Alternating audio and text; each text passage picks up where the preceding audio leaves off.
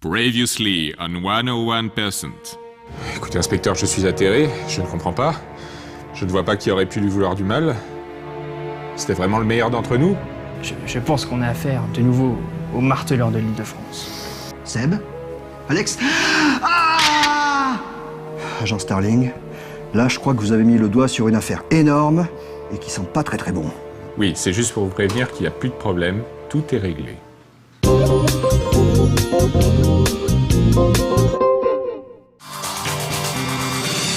Pour ceux qui, par le plus grand des hasards, ne seraient pas encore au courant, Japan Expo, c'est dans une semaine. Le festival des loisirs japonais se tiendra cette année, une fois encore, au parc des expositions de Paris-Nord-Villepinte, du jeudi 5 au dimanche 8 juillet. Commençons par quelques détails pratiques, la base pour survivre à son expédition vers la jungle impitoyable du nord de Paris. Tout d'abord, les horaires d'ouverture. Selon votre type de billet, vous pourrez rentrer entre 8h20 et 10h dans les halls et profiter du salon jusqu'à 19h. Pour ceux qui ne sont pas motorisés, le RER B direction Aéroport Charles de Gaulle 2 depuis Paris reste le moyen le plus classique d'accéder au salon en descendant à l'arrêt Parc des Expositions. N'oubliez pas de prendre dès l'aller votre billet pour le retour, cela vous évitera d'affronter une marée humaine le soir même. Autre petit conseil pour ceux qui veulent arriver tôt, prévoyez à boire car il peut faire très chaud dans le salon. Et n'oubliez pas un parapluie, un orage très bref qui rince allègrement les visiteurs qui attendent l'ouverture des portes, ça c'est déjà vu. L'équipe vous attend sur le stand No Life à l'emplacement AB38, près de l'entrée du hall 5, comme l'an dernier. En mai 2011, Microsoft avait sorti un premier triple pack qui regroupait en un seul titre Trials HD, Limbo et Explosion Man. Fier de cette première expérience, l'éditeur remet le couvert. Cette fois-ci, ce sont Outland, From Dust et Beyond Good and Evil HD, tous sortis il y a quelques mois sur le Xbox Live Arcade, qui sont concernés par cette sortie en boîte. Ceux qui n'ont pas essayé ces jeux dans leur version dématérialisée pourront se laisser tenter le 20 septembre pour moins de 30 € sur Xbox 360. Si vous souhaitez en savoir plus sur les jeux qui ont déjà fait l'objet de critiques, rendez-vous sur No Life Online. Zynga, société basée à San Francisco, est un des principaux acteurs dans le monde des jeux sociaux. Impossible d'échapper par exemple à leur célèbre Farmville. Après Bubble Safari, un puzzle bubble-like, le développeur propose cette fois sa version d'un autre concept bien connu, un puzzle game de type Bejeweled. Dans Ruby Quest, il faut cliquer le plus rapidement possible sur des alignements de 3 gemmes ou plus afin d'aider Ruby l'exploratrice à creuser le plus profondément possible. Ce free-to-play au gameplay simple mais efficace tire évidemment parti de sa présence sur les réseaux sociaux pour proposer son attirail de fonctions online. Il devrait proposer également dans quelques temps un mode de joueur en ligne. Le jeu est la première production du studio de Seattle du développeur et le premier de sa gamme à être optimisé pour Flash 11.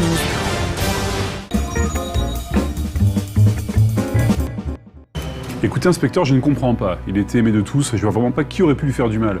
Puis entre nous, quel bel homme.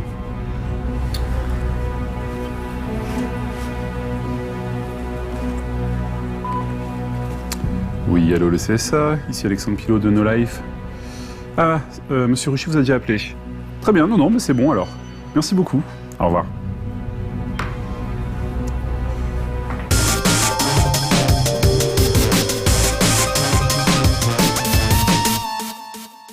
Le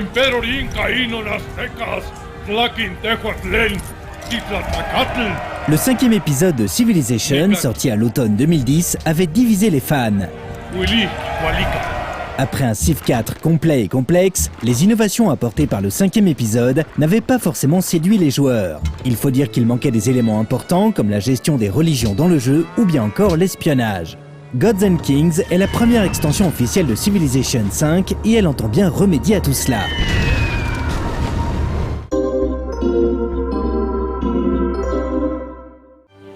Dans Civilization, le joueur incarne le dirigeant d'une tribu et commence le jeu en moins 1400 avant notre ère.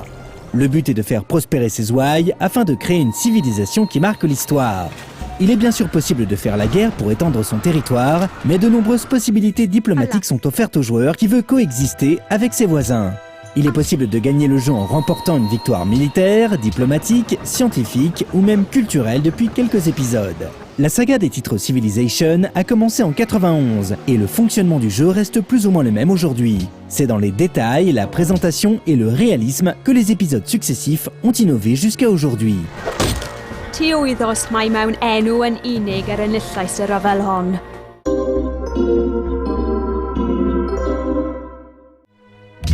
La grosse nouveauté que proposait Civilization 5 était d'utiliser des hexagones pour représenter les cases de la carte. Avant cela, le jeu proposait des cases carrées, mais tout joueur de stratégie de plateau vous le dira, les hexagones sont bien plus efficaces pour représenter une carte cohérente. Le jeu Civilization propose donc au joueur une carte avec des cases de terrain où le joueur déplace ses unités. Avec un colon, il peut fonder une ville, et chaque ville aura ses propres frontières qui s'étendront avec son influence culturelle.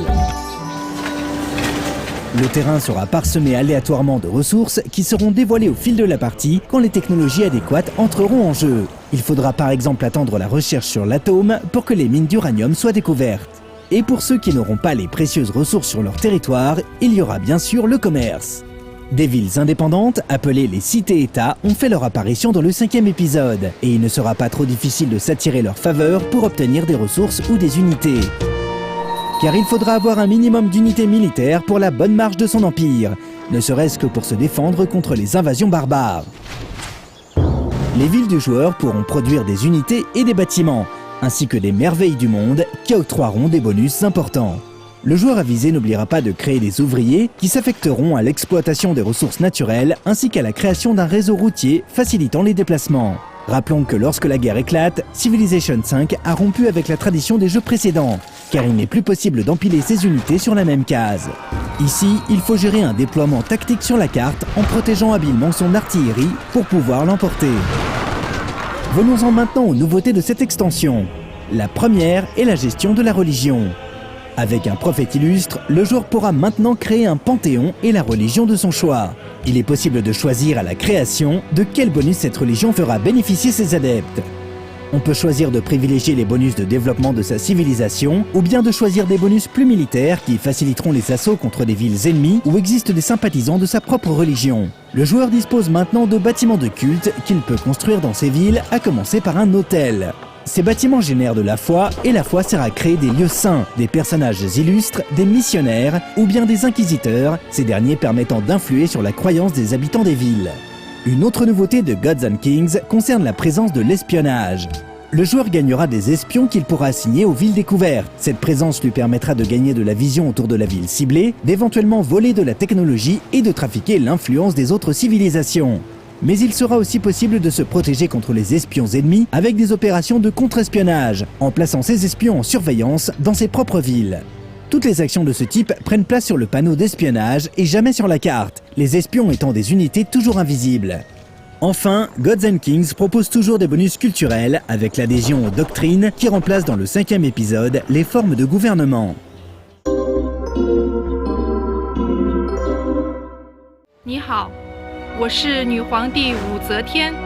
Civilization V a du mal à s'imposer dans le cœur des joueurs de la série.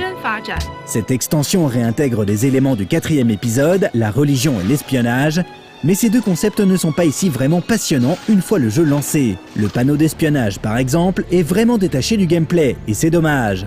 Le jeu reste très joli, mais les tours prennent toujours beaucoup de temps à calculer en fin de partie, ce qui est un peu énervant sur un ordinateur récent. Il n'en reste que Gods and Kings amène beaucoup de petites améliorations, qui, même si elles ne sont pas annoncées en fanfare par le développeur, font beaucoup de bien au gameplay.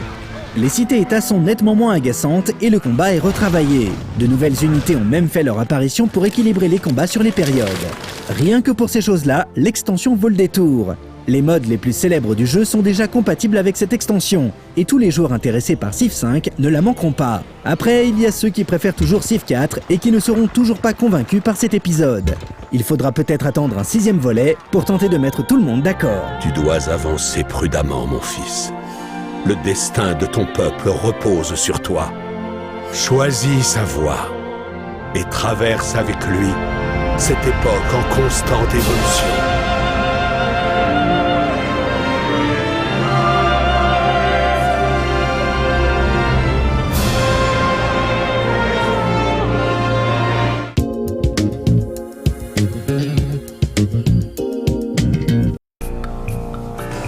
Jeune homme, apportez ça tout de suite au labo.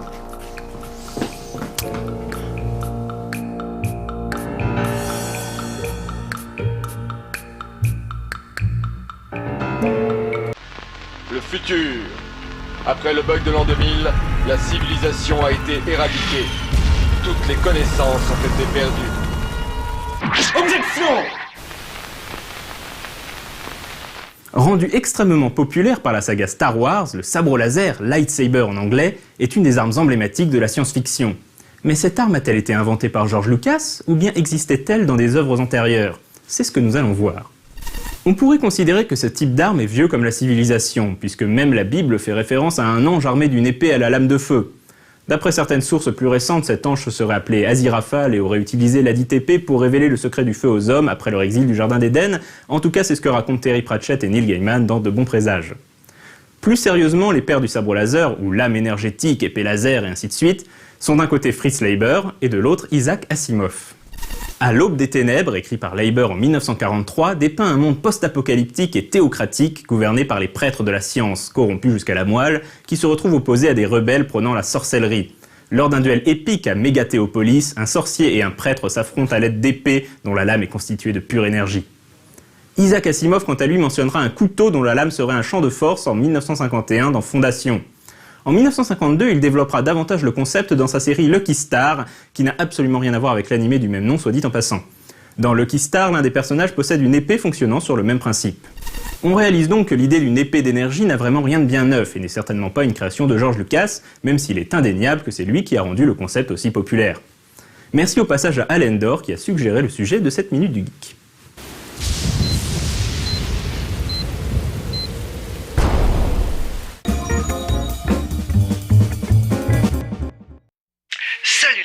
Salut les geeks, bienvenue dans un 100% exceptionnel, puisque ce soir je suis... Bon alors, et cette enquête, ça avance? Non, malheureusement, on n'arrive pas à craquer le portable de la victime. Vous avez essayé son année de naissance 1987. Ça marche? Évidemment que ça marche. Mais vous auriez pu y penser, vous qui oubliez aucun détail avec votre mémoire idéitique. Ah non, inspecteur, moi j'ai une mémoire idiotique. Je me souviens que des détails idiots. Par exemple, le jour du premier meurtre du marteleur de l'Île-de-France, c'était le jour du jubilé de la reine Elisabeth II. Et les Anglais avaient sorti une glace parfum poulet au curry. Mais bon sang, j'aurais dû penser plus tôt. Tenez, écoutez. Je suis en solo flight aux commandes de l'émission. Non, c'est pas du fake, hein. Que du fun sur ce Prime, ça va être super huge. Cette émission, je vous le dis, elle va faire le buzz. Vous entendez tous ces mots anglais? Prime, fake, fame, fun. En fait, traumatisé par le jubilé de la reine d'Angleterre, l'assassin a décidé de s'en prendre à tous ceux qui parlent le franglais.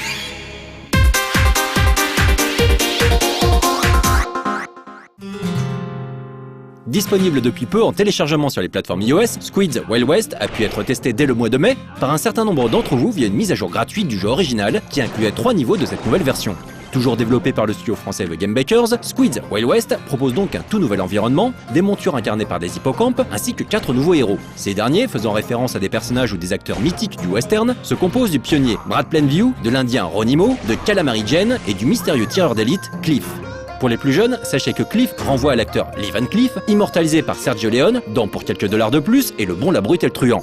La mécanique de jeu reste la même et propose de contrôler au tour par tour une troupe de personnages dans des environnements interactifs via la mécanique Slingshot popularisée par Angry Birds.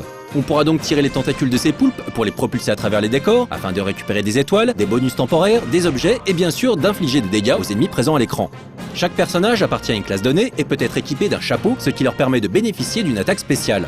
Mi-action, mi-RPG, Squids propose de booster le niveau et les caractéristiques de tous ces personnages, moyennant des perles que l'on peut récupérer dans les niveaux. Une boutique est également là pour qui souhaiterait monter ses personnages ou acquérir tout un tas de bonus plus rapidement.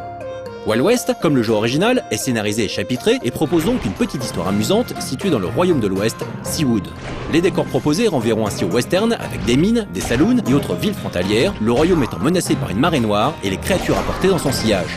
Le titre de The Game Bakers se distingue une nouvelle fois par la profondeur de son gameplay, son accessibilité immédiate ainsi que sa superbe direction artistique très cartoon.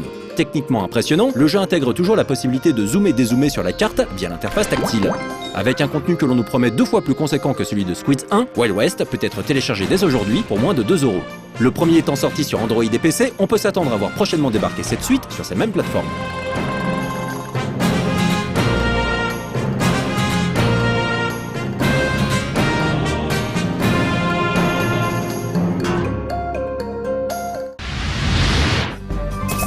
Il était évident que le concept et le gameplay de Rotastic, sorti sur XBLA en septembre 2011, se prêtaient parfaitement à une conversion sur les écrans tactiles des smartphones et autres tablettes.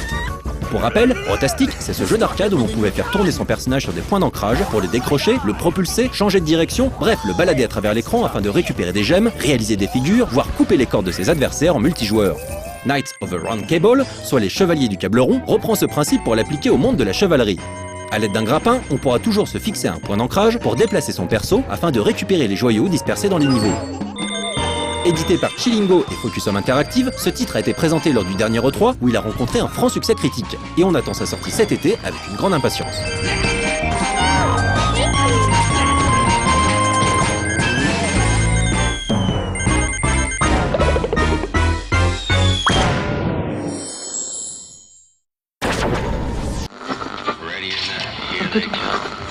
On termine cette rubrique smartphone et tablette avec un jeu d'infiltration téléchargeable gratuitement sur Google Play. Cette gratuité se payant par l'apparition régulière de pages de pub. Également annoncé pour les plateformes iOS, Plight of a Zombie, que l'on pourrait traduire par la complainte du zombie, vous propose d'inverser les rôles. Ici, ce ne sont pas les humains que vous contrôlez, mais les zombies. Comme dans le Spy Mars de Firemint, vous pourrez tracer à l'aide de votre doigt le chemin que suivra votre personnage. Sauf qu'ici, l'idée ne sera pas seulement de jouer au chat et à la souris, mais également de contaminer les survivants, rôdant dans les niveaux, en évitant de vous faire shotgunner par ces derniers. Au départ statique, les humains ne tarderont pas à se déplacer, ce qui compliquera bien évidemment les choses.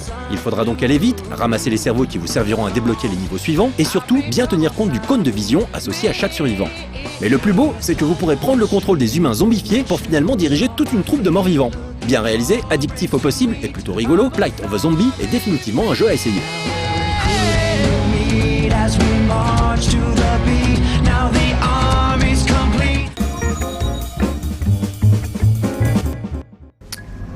Alors, du nouveau? Oui, j'attends les résultats d'une seconde à l'autre. J'ai les résultats de l'analyse ADN. Ce n'est pas de l'ADN humain, c'est du cheval. Mais alors, c'était une mise en scène? Mais pourquoi?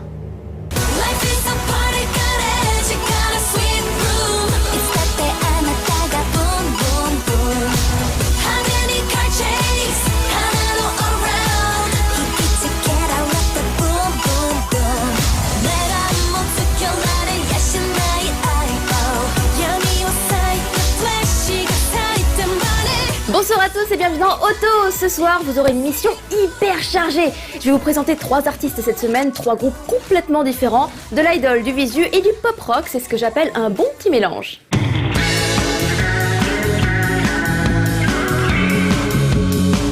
Allez, on attaque avec nos idols du week-end. Je parle bien sûr des Momohiro Clover Z.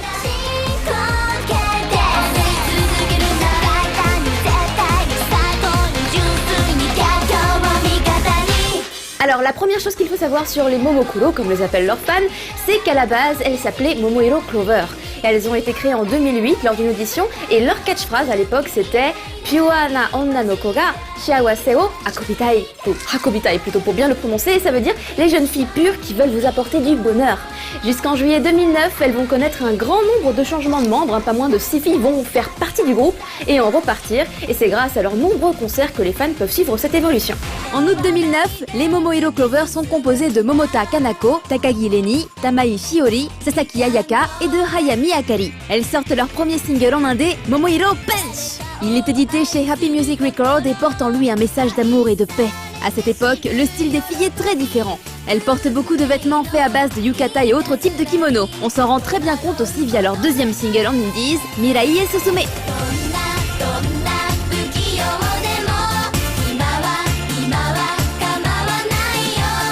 Ce single aura fait encore mieux que le premier en se classant directement 11e des charts hebdomadaires. On note également qu'avec Mirai et Susume, c'est l'arrivée dans le groupe de Ariyasu Momoka et elles sont donc maintenant 6 et portent chacune une couleur qu'elles garderont.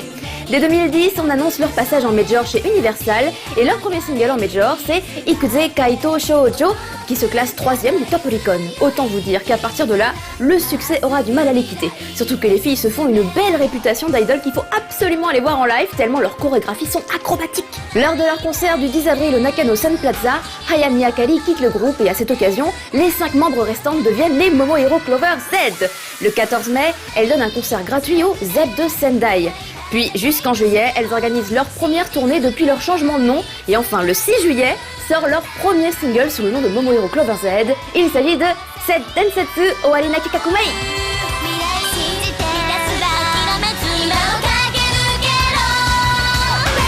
Exactement le même jour, elles sortent aussi leur 5e single, Dino Junjo. Et à la fin du mois, leur tant attendu premier album est dispo dans les magasins, Battle and Romance. Un album qui arrivera directement 3e des charts hebdomadaires. D'ailleurs, elle remporte le grand prix du 4e CD Shop Award pour cet album.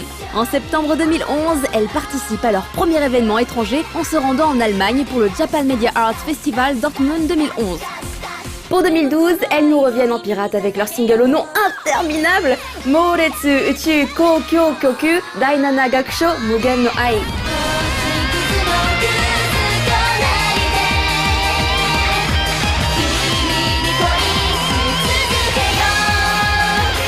Cette chanson est l'opening de l'anime Moretsu Uchu Kaizoku. Et comme tous leurs autres singles major, celui-ci aussi fait partie du top 10 de l'Oricon. Croisons les doigts pour que leur tout nouveau single, Set Otome Senso, qui est sorti hier au Japon, suive le même chemin. En tout cas, leur album Battle and Romance sortira officiellement en numérique en France le 1er juillet sous le label Bishi Bishi. Et si vous aussi vous voulez profiter de leur spectacle sur scène, vous avez 3 dates pour en profiter donc à Japan Expo. Elles seront en showcase dans le Geo Lifehouse le jeudi 5 juillet à 17h30 et le vendredi 6 juillet à 13h pour un événement surprise avec Kodansha. Je ne sais pas ce que ça va être mais j'ai vraiment envie d'y être pour voir ce que ça va être. Elles donneront également un showcase supplémentaire sur la scène principale de Japan Expo le jeudi 5 juillet à 12h30.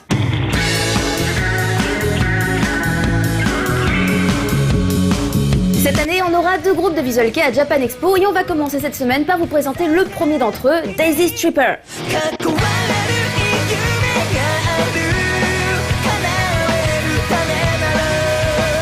Le groupe est créé en mars 2007 avec les 5 membres qui le composent actuellement, Lei le bassiste, Nao et Mayu les guitaristes, Yugiri le chanteur et Kazami le pianiste et batteur. De juin à août de la même année, ils donnent des concerts dans les salles de Shibuya et de Takada no Baba. Ils deviennent assez vite populaires, surtout que Yugiri, le chanteur, possède une voix qui monte pas mal dans les aigus. Et c'est justement en août 2007 qu'ils sortent leur première démo. Elle contient 2 titres dont Dandelion qui sortira sous forme de single en février 2008. C'est leur tout premier single indé et il arrive à la 10e place des charts indies. Le premier pressage s'épuise très vite, du coup ils le ressortent en avril et cette fois, le single est premier dans le classement Oricon Indies.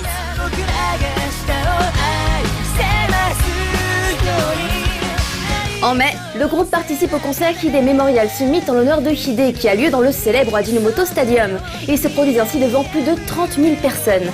Au mois d'octobre, Daisy Stripper sort Truth, leur 4e single, et une fois de plus, le single se retrouve premier des charts indies.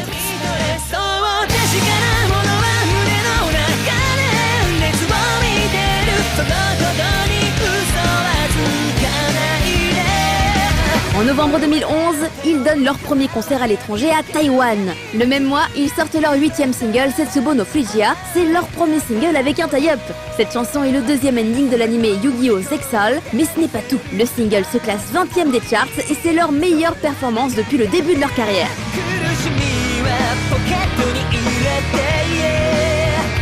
Et le succès n'est pas prêt de s'arrêter pour eux, cette année ils fêtent leurs 5 ans, c'est marrant, c'est comme nous, et pour marquer le coup, ils s'ouvrent beaucoup plus à l'international. Ils seront à Japan Expo le jeudi 5 juillet à 14h dans la salle du Geo Lifehouse et le dimanche 8 juillet à 17h30 dans la même salle.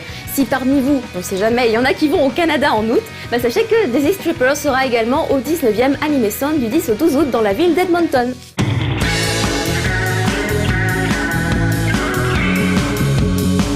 Gachin et Toshi, et très vite, ils décident de former leur groupe Hemenway.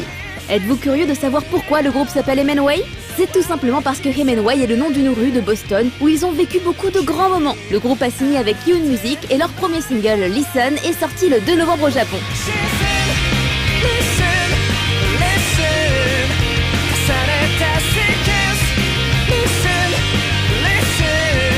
Leur deuxième single, By My Side, est sorti le 25 janvier et il a un tie-up.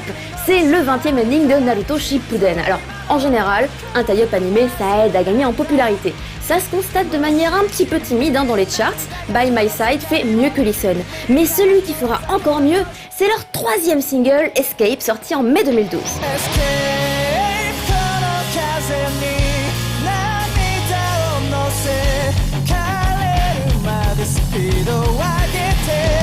Il va carrément se classer 34e du classement hebdomadaire Oricon. Cette fois encore, il y a un tie-up. Escape est l'opening de l'anime Eureka 7 AO. Comme on dit, un petit tie-up et ça repart.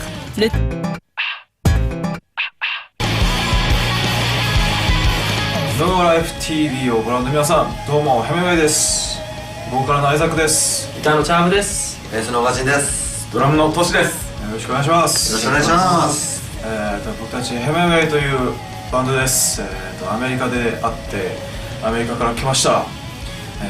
そんな僕たちは日本の音楽が大好きっていうことで日本に来たんですけれども、去年の11月に「Listen」というシングルでメジャーデビューをしました。そんな僕たちですが、今年の7月にまた、ジャパンエクスポっていう大きなイベントでフランスに行かせていただきます。本当にフランスバンドとして行くのは初めてなので、すごい楽しみだし、向こうの人もね会えたりして、本当に楽しみにしてるんで、会場の方にもぜひ皆さん来ていただければ嬉しいなと思います。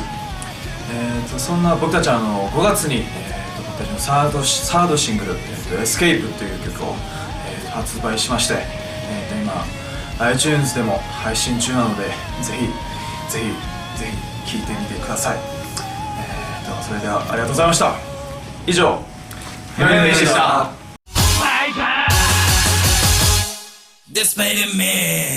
Ça y est, c'est la fin de l'émission. Il est temps maintenant de parler des nouveautés qui entreront en rotation sur nos lives juste après le J-Stop samedi soir. Et cette semaine, comme toutes les semaines depuis quelques temps, une véritable pluie de nouveautés. Jugez donc Tiara avec Kiseki, L'Arc-en-Ciel avec Blurry Eyes, ça va vous faire plaisir. Dio Bachi avec Strawberry, Light avec Rabbit, Musico Musica avec Sumiko, Usagi Nanamihei avec Spongy, Miwa avec Yon Ichi, Tsubasa avec Wakare no Uta, le clip de chez pour lequel vous votez chaque semaine. Il y aura aussi Hemingway avec Race of Venus, comme ça vous allez pouvoir profiter du clip. Et enfin, il y aura Mr. Children avec Hanabi. J'ai plein de choses à vous dire concernant ce clip, mais pour savoir ce que j'ai à vous dire en fait, donc concernant ce clip, regardez le J-Top ce samedi, je pourrais m'étaler pleinement et vous parler de tout ce que j'aime concernant ce groupe et particulièrement sur ce titre. Votez pour le J-Top, c'est très important, je vous fais des gros bisous, bye bye.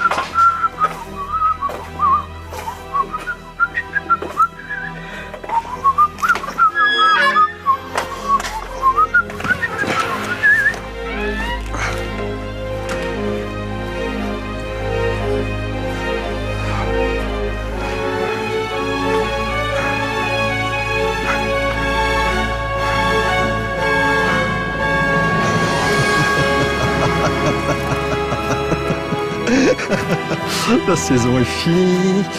Bonnes vacances les geeks et les geekettes.